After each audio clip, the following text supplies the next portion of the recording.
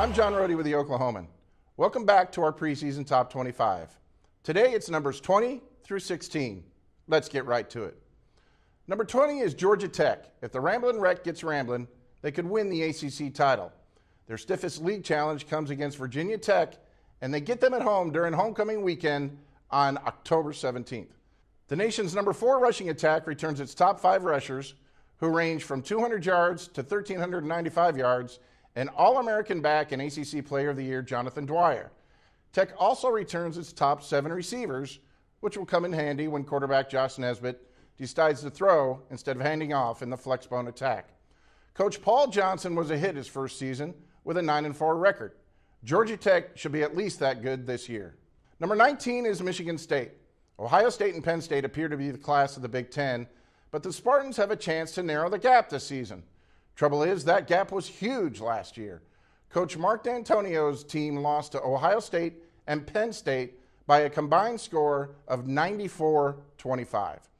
Perhaps there's a false sense of hope putting the Spartans this high, but they don't play Ohio State this year, and they close out the season at home against Penn State, so the opportunity is there. A familiar face could start at quarterback in former OU backup Keith Nickel, who orally committed to Michigan State out of high school, decommitted to attend OU, and then transferred back to East Lansing after sitting behind Heisman Trophy winner Sam Bradford. Number 18 is TCU. Seems kind of surprising Gary Patterson enters his 9th season as a Horned Frogs coach. You'd figure he'd be long gone by now and at a BCS school, not having to plead for respect. But he remains in Fort Worth and appears headed for another double-digit victory season, which would be his 6th. The Horned Frogs defense returns only 4 starters, but one of them is All-American end Jerry Hughes. Andy Dalton returns at quarterback, as do 6 of the team's top 7 rushers. TCU's season could swing on a September 26th trip to Clemson. Win that, and the Horned Frogs figure to be good enough to win the Mountain West. Number 17 is Utah.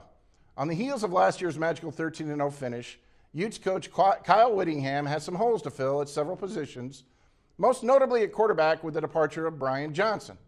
Whittingham saw this coming, which is why he redshirted an astounding 24 freshmen last season. He also returns 3 players from church missions. The Utes have the bodies, but do they have the talent?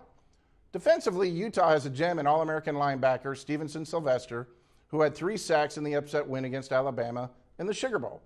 Utah gets no break with its schedule, however. Its 3 toughest games are on the road, at Oregon, at TCU, at BYU. Going unscathed again seems too much to ask.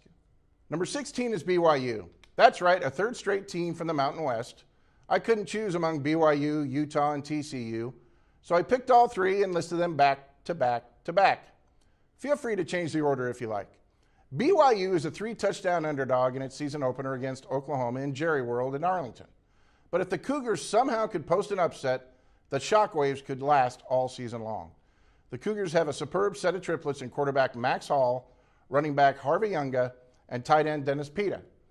Hall certainly has the skills to lead them to the Mountain West title.